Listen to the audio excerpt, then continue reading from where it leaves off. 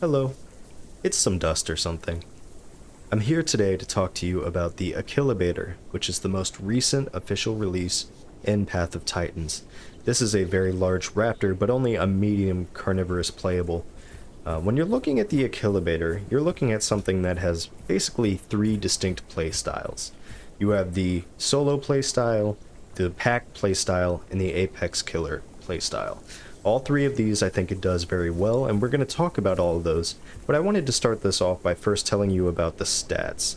The Achillobator is essentially identical to the Ceratosaurus, at least in bulk and speed. They both have 600 HP, they both have 2600 combat weight, and 1050 sprint speed. So a very respectable speed, not the fastest, but definitely up there, and decent bulk, especially for a raptor like this.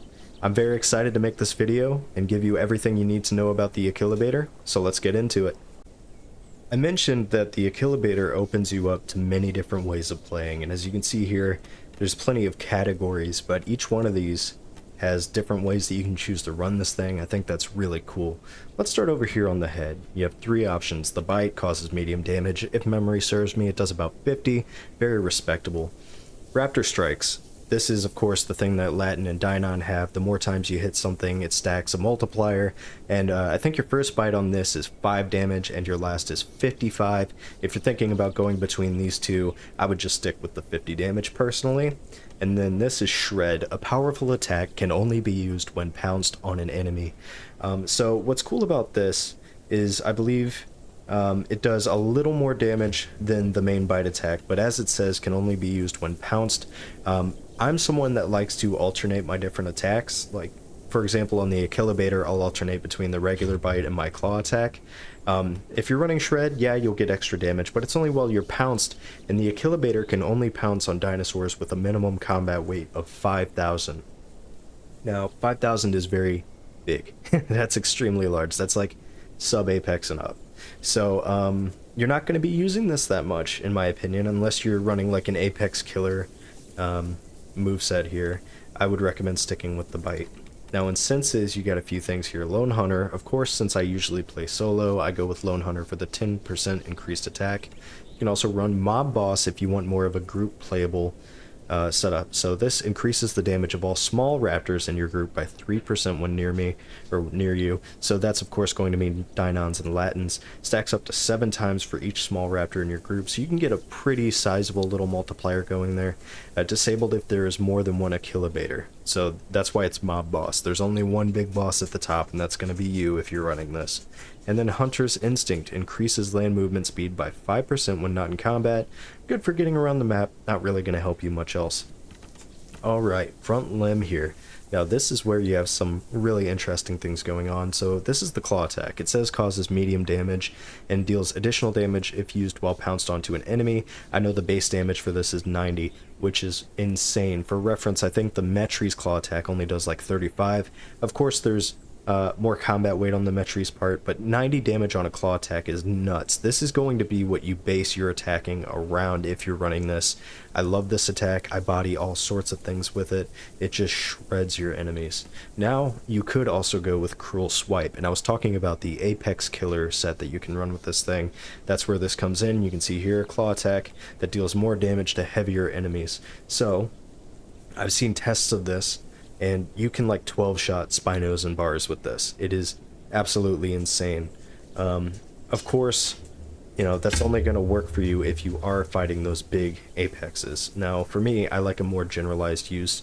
90 damage on your claw attack is plenty. Even if you're losing some of it due to fighting something that's bigger than you, it's still a lot of damage. I would only go with the Cruel Swipe if you are specifically targeting apexes. I'm not going to be fighting any mid-tiers or subs. When you go to Metabolism, you have Hyper Carnivore and Scavenger. For the hide, you have a few options as well. Strength in numbers increases your armor by 2% for each nearby small raptor in your group. Again, if you're going to run the Mob Boss, you can run this as well and make yourself even harder. Hollow Bones reduces jumping stamina cost by 20%. I happen to like that. I do a lot of jumping, especially on something like a raptor. And Survival of the Fittest increases speed by 10% while bleeding or envenomed, does not activate when in a group. So this is another thing. This one is almost more like Lone Survivor in a way. I don't really like that you have to be, bleeding or envenomated. I'd rather just have a flat speed increase. Anything situational I tend to steer away from, which is why I went with hollow bones, but I'm sure it has its uses. In the legs here, you have Leader of the Pack, increases your speed by 5% while grouped with small raptors who gain a 25% increased jump height when nearby. Disabled if there's more than one Achillobator in a group. Pretty self-explanatory, the same thing I've talked about. Pounce, latch onto another creature. Obviously, this is the Dynon Latin Pounce, and it only works again on things with 5,000 combat weight or more, which is very high, so you're not going to be able to use this very much. You can also get a ripping kick. Now the good thing is you do get 2 slots here, so you can run 2. You can see I'm running the Pounce just in case I do come across an Apex or something. Pounce on, get a bunch of claw attacks off on.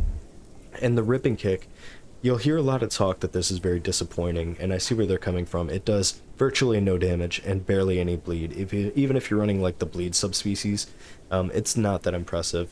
But it does help you close the gap. I'll show you what I mean here. So let's say you're chasing someone or you're being chased by someone. If you use that, it gives you a little boost in speed, and of course you can do the raptor thing where you can jump and use that, and it extends your jump a little bit.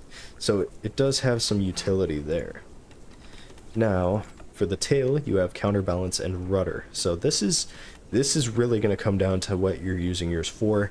I'm using the counterbalance at the moment. I think rudder is just as good. I'm using counterbalance just because it fits my playstyle a little better. Of course, this says use 15% less stamina when running, while the rudder improves jump control, reduces fall damage, and reduces jump stamina cost by 20%.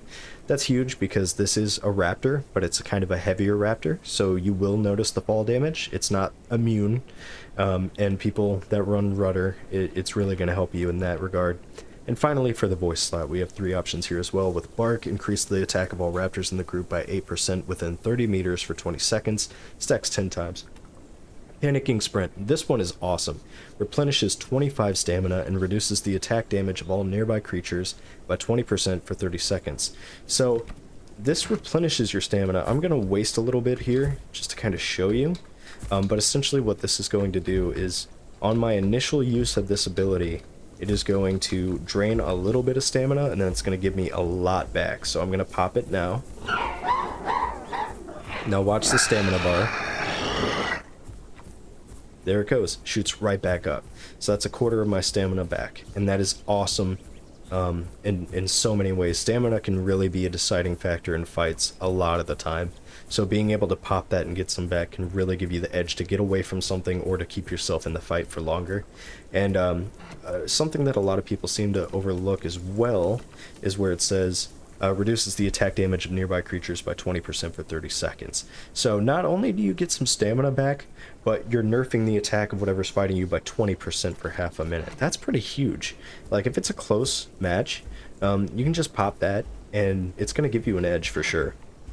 Now, the last ability in the voice slot is War Cry, a 10% increase to armor and stamina recovery of other nearby small raptors in your group for 30 seconds. So that's if you're running like the Commander Mob Boss set, and all 3 of those are effective. Like I said, if you're running the Apex Killer set, you can do pretty incredible damage to Apexes in a pretty short amount of time. Of course, you're still running a risk. I've heard people complain that it's too strong. And to that I would say Apexes are still going to body you if they can land a couple of hits, so it takes a lot of skill to get those 12 hits, or for the Rex and the EO, I think it's like 8 hits. It takes a lot of skill to be able to get all those in without getting flattened, and there's something to be said for that, but it is effective. If you get like a pack of these guys all running Apex Killer stuff, you can shred some Apexes. I personally, as a single player most of the time, I like this set with the regular bite attack, the claw attack, which again does insane damage, and it hits pretty wide, so it's easy to hit. The ripping kick to close the distance. Of course, you've got the panicking sprint and the pounce in case you do come across an apex, and this is very versatile. And of course, so that's the apex and the solo, but if you wanted to be the pack leader, you can do that as well, and you can be very effective. If we're talking about matchups with the Achillobator, really, you're on par with most mid-tiers. Some of the sub-apexes shouldn't give you much trouble. I'm thinking specifically about Allo. I don't really see many things giving you trouble in the mid tiers. Maybe like a Kintro could be tough. But I mean, I've killed Pycnos, I've killed Ceratos, I kill other Ackies all the time, and I think that's due to them being in a group and me having that hunter's instinct. I kill Megs, Metries, you know, Alios, other Raptors, all that kind of stuff is just, it's actually pretty easy, you know, once you get used to this guy. And I think there's definitely something out there for everyone when you're looking at the Achillobator. Now let's go into the subspecies and skin here. I am running the Calvis, which is a plus 50% acceleration. I find this really helps when getting in and out of combat and maneuvering around whoever you're fighting, especially if it's other Ackies. You can also run Barbatus, which is a plus 10% health regeneration. Pretty cool. I actually like the increased wings and tail fan on this one. I think of all of them, this is my favorite looking, but the plus 10% health regeneration just doesn't really suit my needs as much. And finally, you got the Giganticus. And this is the guy with the mohawk, and this is one that a lot of people run. I think when this first came out, people saw this plus 20% bleed damage. They didn't really know that the ripping kick was going to be a total flop, and so they thought this would be pretty cool. I gotta say, kind of dig the look of this one as well, but as I said, I get the most use out of Calvis. Now, let's talk about the skins, because this thing has some awesome skins. As you can see, I've been hard at work gathering them. Even the default really isn't that bad. You get kind of a sandy look here. You've also got Backer, which of course has the skull and kind of bone contours thing going on. Lovebird. Now this is the Valentine skin, the Sweetheart skin, and you can do some cool stuff with this. A lot of like reds, blues, greens, pinks. Make yourself look kind of like a macaw, or like a what do they call them? Like a paradise bird, bird of paradise. All right, Eagle. So this is if you want to be super patriotic. Another really cool idea.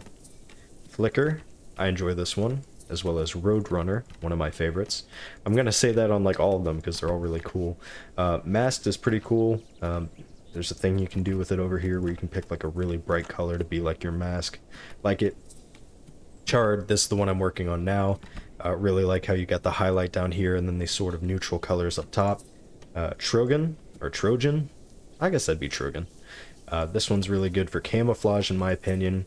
This is my favorite. This is Luzon, or Luzon, and it's the one I am using right now as a matter of fact. Really, really like this skin. What else do we have? We have Vulture, another really cool, that's your 8K, and of course Albino and Melanistic. And that is it for the Achillobator in Path to Titans. So what are my final thoughts on this thing? I think this is a beautiful playable. It took me a little while to get used to the proportions a little bit. People make fun of its little baby feet and the big cartoony head, but the skins are just out there. They are so good. As far as playing as this thing, I like the fact that you can play it any way you want. You can be the solo survivor, you can be the apex killer, you can be the mob boss. A lot of really cool options, awesome abilities. That claw attack is unreal. I win way more fights than I lose on this thing, and I think a lot of that is due to just using that claw attack effectively. Of course, I also attribute a lot of it to the subspecies with the, is it 50% acceleration? I'm pretty sure it is. Yeah, 50% acceleration is very, very nice. So this is a really fun playable. No matter what you're doing in Path of Titans, I think you're going to have a blast with this thing. Highly recommend it. And that about does it. So I want to thank you all for watching, and see you in the next one.